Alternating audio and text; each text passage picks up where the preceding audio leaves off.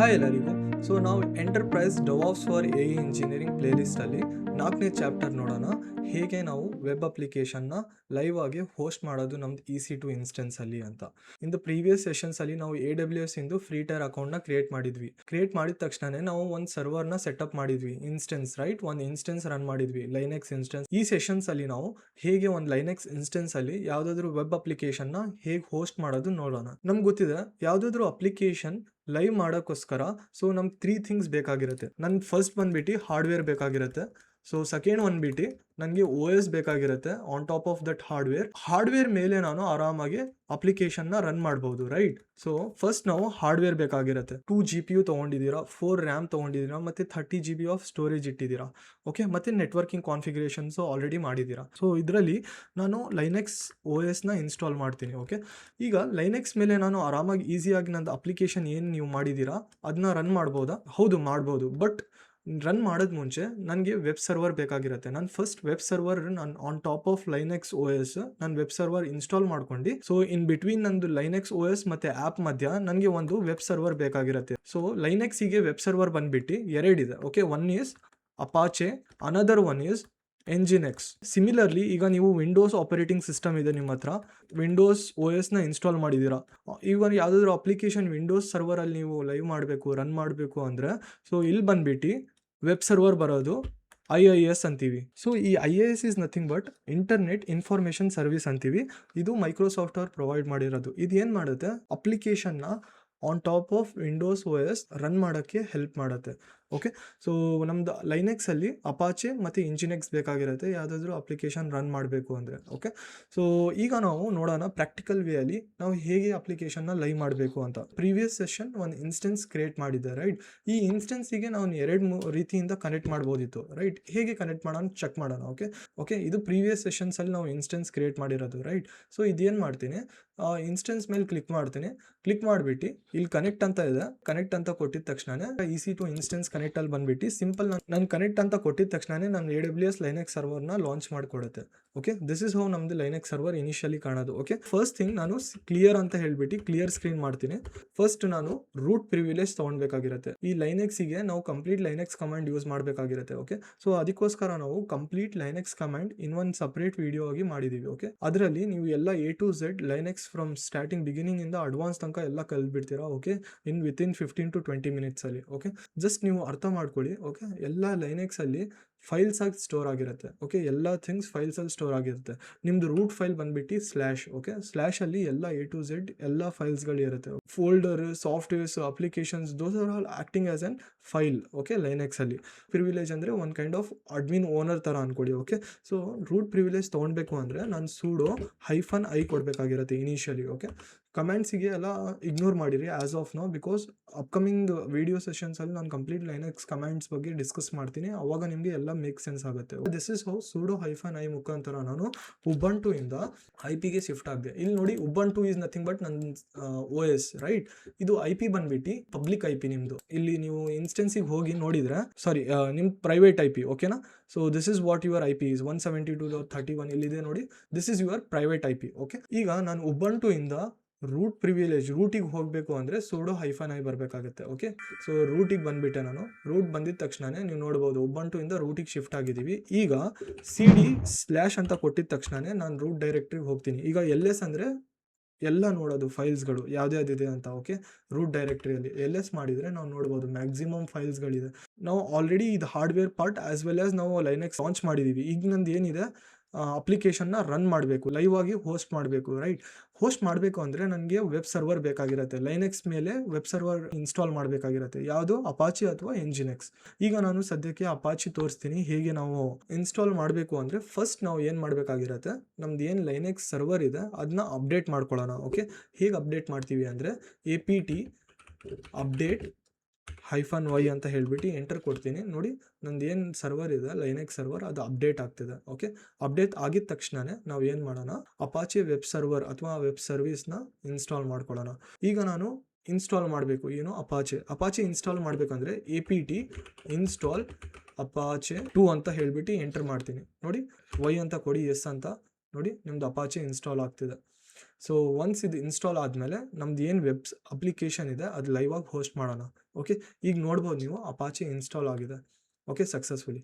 ಈಗ ಚೆಕ್ ಮಾಡೋಣ status whether ಇದು ಸಕ್ಸಸ್ಫುಲಿ ಇನ್ಸ್ಟಾಲ್ ಆಗಿದೆಯಾ ಇಲ್ವಾ ಅಂತ. ಸ್ಟೇಟಸ್ ಚೆಕ್ ಮಾಡೋಕ್ಕೋಸ್ಕರ system CTL status Apache 2 enter ಮಾಡಿದ ತಕ್ಷಣನೇ ನಾವು ನೋಡ್ಬೋದು ಇಲ್ಲಿ ಆಕ್ಟಿವ್ ರನ್ನಿಂಗ್ ಅಂತ. ಈಗ ನಂದು ಅಪಾಚೆ ಸಕ್ಸಸ್ಫುಲಿ ಇನ್ಸ್ಟಾಲ್ ಆಗಿದೆ, ರನ್ನಿಂಗ್ ಪ್ರೋಸೆಸ್ ಅಲ್ಲಿ ಇದೆ. ಈಗ ನಾವು ಅಪಾಚೆನ ರನ್ ಮಾಡಿ ನೋಡೋಣ. ಸೊ ಯಾವ್ದಾದ್ರು ಇನ್ಸ್ಟೆನ್ಸ್ ನೀವು ಯಾವಾಗ ಕ್ರಿಯೇಟ್ ಮಾಡಿರ್ತೀರಾ, ಸೊ ಅದ್ರಲ್ಲಿ ನಿಮಗೆ 2 IPs ಬಂದಿರುತ್ತೆ. ಒಂದು ಪಬ್ಲಿಕ್ IP, ಇನ್ನೊಂದು ಬಂದ್ಬಿಟ್ಟು ಪ್ರೈವೇಟ್ IP ಅಂತ. ಪಬ್ಲಿಕ್ IP ಮುಖಾಂತರ ನಾನು ವೆಬ್ ಸರ್ವಿಸ್ ನಂದು ಏನು ಅಪಾಚೆ ಇದೆ ಅದು ರನ್ ಮಾಡಕ್ ಟ್ರೈ ಮಾಡ್ತೀನಿ. ಏನ್ ಮಾಡ್ತೀನಿ, ಈ ಪಬ್ಲಿಕ್ IP ಕಾಪಿ ಮಾಡ್ಕೊಂತೀನಿ. ಕಾಪಿ ಮಾಡಿದ ತಕ್ಷಣ ನನ್ನ ಬ್ರೌಸರಿಗೆ ಬಂದ್ಬಿಟ್ಟು Ctrl+V ಅಂತ ಹೇಳ್ಬಿಟ್ಟು ಎಂಟರ್ ಮಾಡ್ತೀನಿ. ನಾವು ನೋಡ್ಬೋದು ಕಾನ್ ಬಿ ರೀಚ್ ಅಂತ ಬರ್ತಿದೆ. ಯಾತಿಗೋಸ್ಕರ, this is because of firewall. Security groups as an virtual firewall ತರ ಬಿಹೇವ್ ಮಾಡ್ತಿರುತ್ತೆ. ಆ ಫೈರ್ವಾಲ್ ಏನ್ ಮಾಡುತ್ತೆ, ನಮ್ ಬರುವಂತ ಟ್ರಾಫಿಕ್ಸ್ ಅಬ್ಸರ್ವ್ ಮಾಡುತ್ತೆ. ಓಕೆ, ಯಾವ ರೀತಿಯಿಂದ ನಂದು ರಿಕ್ವೆಸ್ಟ್ ಬರ್ತಿದೆ ಅಂತ, HTTP ನ HTTPS ಅಥವಾ SSH ಇಂದ ಟ್ರಾಫಿಕ್ ಬರ್ತಿದೆ ಅಂತ. ಓಕೆ, ನೀವು ಯಾವಾಗ ಡಿಫಾಲ್ಟ್ ಆಗಿ ಯಾವ್ದಾದ್ರು ಇನ್ಸ್ಟೆನ್ಸ್ ಪ್ರೊವೈಡ್ ಮಾಡಿದ್ರೆ ಡಿಫಾಲ್ಟ್ ಆಗಿ ಬರುವಂತದ್ದು traffic only SSH. Okay, so ಇದು ಯಾವ ಟೈಪ್ ಆಫ್ ಟ್ರಾಫಿಕ್ ನೋಡೋಣ. ಓಕೆ, ಕಾಪಿ ಮಾಡ್ಕೊಂಡ್ಬಿಟ್ಟು ನನ್ನ ನೋಟ್ ಪ್ಯಾಡಲ್ಲಿ ಚೆಕ್ ಮಾಡಿದರೆ ನಾವು ಅಬ್ಸರ್ವ್ ಮಾಡ್ಬೋದು ನಮ್ಗೆ ಬರ್ತಿರೋಂಥ ಟ್ರಾಫಿಕ್ HTTPS ಇಂದ. ಸೊ HTTPS ಬ್ಲಾಕ್ ಆಗಿದೆ ಅಂತ ಅರ್ಥ. ಸೊ ಇದನ್ನ ಎನೇಬಲ್ ಮಾಡಬೇಕು. ಓಕೆ, ಐದರ್ HTTP ಆಗಿರಲಿ HTTPS ಆಗಿರಲಿ ಎರಡೂ ಬ್ಲಾಕ್ ಆಗ್ತಿದೆ. ಓಕೆ, ಸೊ ಇದನ್ನ ಹೇಗೆ ಎನೇಬಲ್ ಮಾಡೋದು? ಎನೇಬಲ್ ಈಸ್ ನಥಿಂಗ್ ಬಟ್ ನಾವು ಒಂದು ಫೈರ್ವಾಲ್ನ ಎನೇಬಲ್ ಮಾಡಬೇಕು. ಫೈರ್ವಾಲ್ ಈಸ್ ನಥಿಂಗ್ ಬಟ್ ನಮ್ಮದು ಸೆಕ್ಯೂರಿಟಿ ಗ್ರೂಪ್ಸ್. ಓಕೆ, ಈಗ ಹೇಗೆ ಎನೇಬಲ್ ಮಾಡೋದು ಇದು? ಓಕೆ, ನಾನು ಏನು ಮಾಡ್ತೀನಿ, ನಂದು ಯಾವಾಗ ಏನು ಇನ್ಸ್ಟೆನ್ಸಿಂದ ಕನೆಕ್ಟ್ ಮಾಡಿದ್ದೀನಿ ಆ ಇನ್ಸ್ಟೆನ್ಸಿಗೆ ಹೋಗ್ತೀನಿ. ಈ ಇನ್ಸ್ಟೆನ್ಸಿಗೆ ಇಲ್ಲಿ ಚೆಕ್ ಬಾಕ್ಸ್ ಇರುತ್ತೆ. ಚೆಕ್ ಬಾಕ್ಸ್ ಮೇಲೆ ಕ್ಲಿಕ್ ಮಾಡಿದರೆ ಕೆಲವೊಂದು ಆಪ್ಷನ್ಸ್ ಸಿಗ್ತಿದೆ ನನಗೆ. ಇಲ್ಲಿ ಸೆಕ್ಯೂರಿಟಿಗೆ ಹೋಗಬೇಕಾಗಿರುತ್ತೆ. ಹೋಗಿದ್ರೆ ಇಲ್ಲಿ ನಾವು ನೋಡ್ಬೋದು ಸೆಕ್ಯೂರಿಟಿ ಗ್ರೂಪ್ಸ್ ಅಂತ ಹೇಳ್ಬಿಟ್ಟು. ದಿಸ್ ಈಸ್ ನಥಿಂಗ್ ಬಟ್ ನಂದು ಫೈರ್ವಾಲ್. ಸೊ ಇದ್ರ ಮೇಲೆ ಕ್ಲಿಕ್ ಮಾಡಿದ ತಕ್ಷಣನೇ ಸೆಕ್ಯೂರಿಟಿ ಗ್ರೂಪ್ಸ್ ನೇಮ್ ಇದೆ. ಓಕೆ, ID ಇದೆ, ಡಿಸ್ಕ್ರಿಪ್ಷನ್ ಇದೆ, VPC IDs ಇದೆ. ಓಕೆ, VPC ಇದೆಲ್ಲ ನೆಟ್ವರ್ಕಿಂಗ್ ಕಾನ್ಸೆಪ್ಟ್. ನಾನು ನೆಟ್ವರ್ಕ್ ವಿಡಿಯೋ ಅಲ್ಲಿ ಎಲ್ಲ ಹೇಳ್ತೀನಿ. ಓಕೆ, ಇಲ್ಲಿ ನಾವು ಅಬ್ಸರ್ವ್ ಮಾಡ್ಬೋದು ಇನ್ಬೌಂಡ್ ರೂಲ್ಸ್ ಮತ್ತೆ ಔಟ್ಬೌಂಡ್ ರೂಲ್ಸ್ ಅಂತ.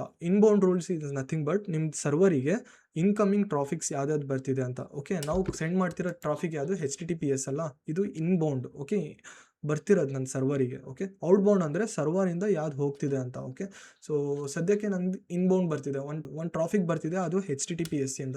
ಸೊ ಇದನ್ನ ಎನೇಬಲ್ ಮಾಡಬೇಕು. ಓಕೆ, ಸೊ ನೋಡೋಣ ಇಲ್ಲಿ. ಇದು ಆಲ್ರೆಡಿ SSH ನಾನು ಹೇಳಿದ್ದೆ. ಓಕೆ, ಯಾವಾಗ ನೀವು ಇನ್ಸ್ಟೆನ್ಸ್ ಕ್ರಿಯೇಟ್ ಮಾಡ್ತೀರಾ ಡಿಫಾಲ್ಟ್ ಆಗಿ SSH ಟ್ರಾಫಿಕ್ ಅದು ಸೆಟ್ ಮಾಡ್ಕೊಂಡಿರುತ್ತೆ. ಓನ್ಲಿ SSH ಮುಖಾಂತರ ನಾವು ಆ ಸರ್ವರ್ ಏನು ಇನ್ಸ್ಟೆನ್ಸ್ ಇದೆ ನೆಟ್ವರ್ಕ್ ಕನೆಕ್ಷನ್ ಮಾಡ್ಕೊಳ್ಬೋದು. ಓಕೆ, ಸೊ ಈಗ ನಾನು ಏನು ಮಾಡ್ತೀನಿ, ಎಡಿಟ್ ಇನ್ಬೌಂಡ್ ರೂಲ್ಸ್ ಅಂತ ಇದೆ. ಓಕೆ, ಇಲ್ಲಿಗೆ ಹೋಗ್ಬಿಟ್ಟು ಆ್ಯಡ್ ರೂಲ್ ಅಂತ ಇರುತ್ತೆ. ಆ್ಯಡ್ ರೂಲಲ್ಲಿ ನಾನು ಸೆಲೆಕ್ಟ್ ಮಾಡ್ತೀನಿ ಆಲ್ ಟ್ರಾಫಿಕ್ಸ್ ಅಂತ.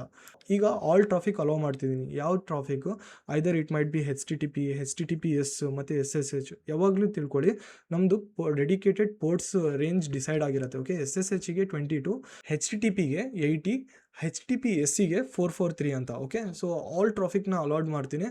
ಮತ್ತು ಇಲ್ಲಿ ಬಂದುಬಿಟ್ಟು ಎನಿವೇರ್ IPv4 ಅಂತ ಕೊಡ್ತೀನಿ. ಸೊ ಇದು ಕೊಟ್ಟಿದ ತಕ್ಷಣ ಏನು ಮಾಡ್ತಿದ್ದೀರಾ ನೀವು, ಫೈರ್ವಾಲ್ ಏನಿದೆ ಸೊ ಇದು ಬರೀ SSH ಇನ್ಕಮಿಂಗ್ ಟ್ರಾಫಿಕ್ ತೊಗೊಳ್ಳಲ್ಲ, ಇದು ಎಲ್ಲ ಟೈಪಿಂದ ತೊಗೊಳುತ್ತೆ. HTTP ಟ್ರಾಫಿಕ್ ಬಂದರೆ ತೊಗೊಳುತ್ತೆ, HTTPS ಬಂದ್ರೂ ತೊಗೊಳುತ್ತೆ. ಓಕೆ, ಒನ್ ಸಕ್ಸಸ್ಫುಲಿ ನೀವು ಸೆಕ್ಯೂರಿಟಿ ಗ್ರೂಪ್ಸ್ ರೂಲ್ಸ್ನ ಆ್ಯಡ್ ಮಾಡಿದ ತಕ್ಷಣ ನಾವು ನೋಡ್ಬೋದು ಇಲ್ಲಿ. ಓಕೆ, ಸೊ ಆಲ್ ಟ್ರಾಫಿಕ್ನ ಅಲೋ ಮಾಡ್ತಿದ್ದೀವಿ. ಈಗ ನಾನು ಏನು ಮಾಡ್ತೀನಿ, ಸೊ ನನ್ನ ಸರ್ವರಲ್ಲಿ ಹೋಗ್ಬಿಟ್ಟು ಏನು ಪಬ್ಲಿಕ್ IP ಇದೆ ಅದು ಮತ್ತೆ ಕಾಪಿ ಮಾಡ್ಕೊಂಡ್ಬಿಟ್ಟು ಸೊ ಇದನ್ನ HTTPಯಲ್ಲಿ ರನ್ ಮಾಡೋಕ್ಕೆ ಟ್ರೈ ಮಾಡ್ತೀನಿ. HTTP:// ಏನು ಪಬ್ಲಿಕ್ IP ಇದೆ ಅದನ್ನ ಬರೆದ್ಬಿಟ್ಟು ಎಂಟರ್ ಮಾಡ್ತೀನಿ. ಈಗ ನೋಡಿ ನಂದು ಏನು ಅಪಾಚಿ ಇದೆ ಡಿಫಾಲ್ಟ್ ಆಗಿ ಇಲ್ಲಿ ಶೋ ಆಗ್ತಿದೆ.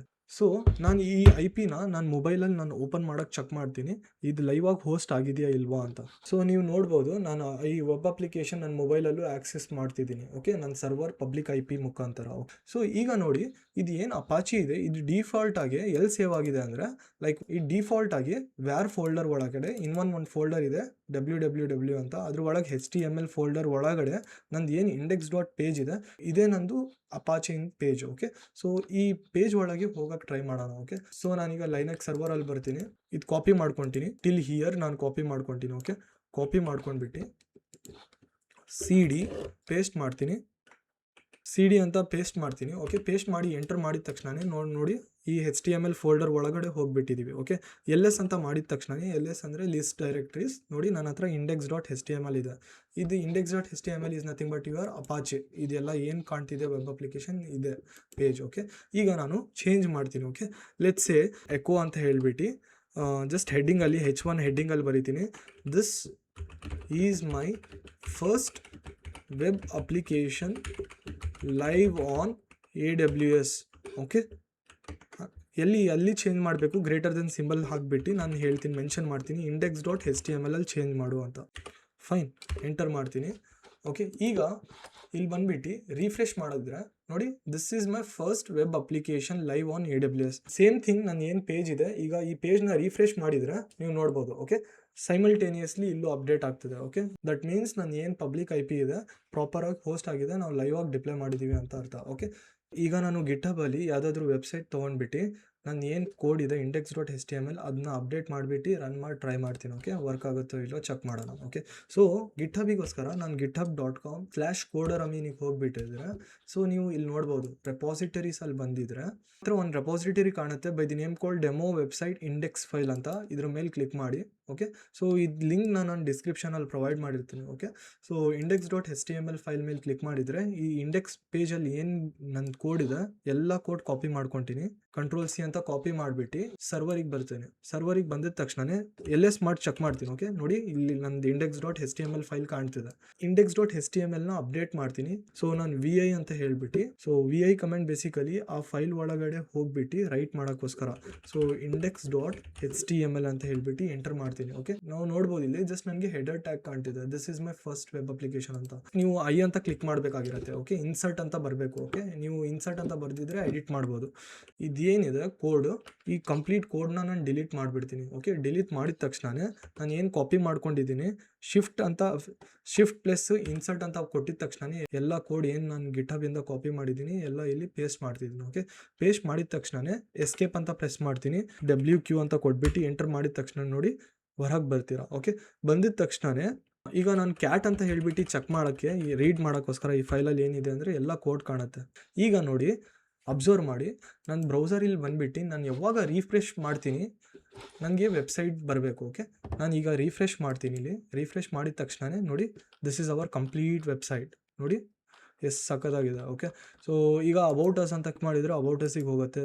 ಪ್ರಾಜೆಕ್ಟ್ಸ್, ಟೀಮ್ಸ್, ಸರ್ವಿಸಸ್ ನೀವು ನೋಡ್ಬೋದು. ನನ್ನ ಮೊಬೈಲಲ್ಲಿ ಇನ್ನೂ ಅಪ್ಡೇಟ್ ಆಗಿಲ್ಲ. ನಾನು ಯಾವಾಗ ರಿಫ್ರೆಶ್ ಮಾಡ್ತೀನಿ ಆ ವೆಬ್ಸೈಟ್ ಏನಿದೆ ಅಲ್ಲಿ ಇದನ್ನ ನಂದು ಆ ವೆಬ್ಸೈಟ್ ಬರಬೇಕು. ಇಲ್ಲಿ ನೋಡಿ ಪ್ರಾಜೆಕ್ಟ್ಸ್ ಮೇಲೆ ಕ್ಲಿಕ್ ಮಾಡಿದರೆ ನೋಡಿ ಪ್ರಾಜೆಕ್ಟ್ಸಿಗೆ ಹೋಗ್ತಿದೆ. Okay, so this is how you can live any application on top of AWS instance. Okay, ಇದೆಲ್ಲ ಲಿಂಕ್ಸು ಏನೇನು ಸ್ಟಡಿ ಮೆಟೀರಿಯಲ್ಸ್ ಓದೋಕ್ಕೋಸ್ಕರ ಏನೇನು ಬೇಕು ಎಲ್ಲ ನಾನು ಗಿಟ್ಹಬ್ ಲಿಂಕಲ್ಲಿ ಪ್ರೊವೈಡ್ ಮಾಡಿದ್ದೀನಿ. ಓಕೆ, ನಾನು ಸಪ್ರೇಟ್ ಡೆಡಿಕೇಟೆಡ್ ಆಗಿ ಗಿಟ್ಹಬ್ ರೆಪೋ ಕ್ರಿಯೇಟ್ ಮಾಡಿದ್ದೀನಿ. ಆ ಲಿಂಕ್ಸ್ ಎಲ್ಲ ಡಿಸ್ಕ್ರಿಪ್ಷನಲ್ಲಿ ಹಾಕಿರ್ತೀನಿ. ನಿಮಗೆ ಸ್ಟಡಿ ಮಾಡಬೇಕು, ಅದ್ರ ಬಗ್ಗೆ ಮೋರ್ ತಿಳ್ಕೊಳ್ಬೇಕು ಅಂದರೆ ನೀವು ಅದು ರೆಫರ್ ಮಾಡ್ಬೋದು. Thank you.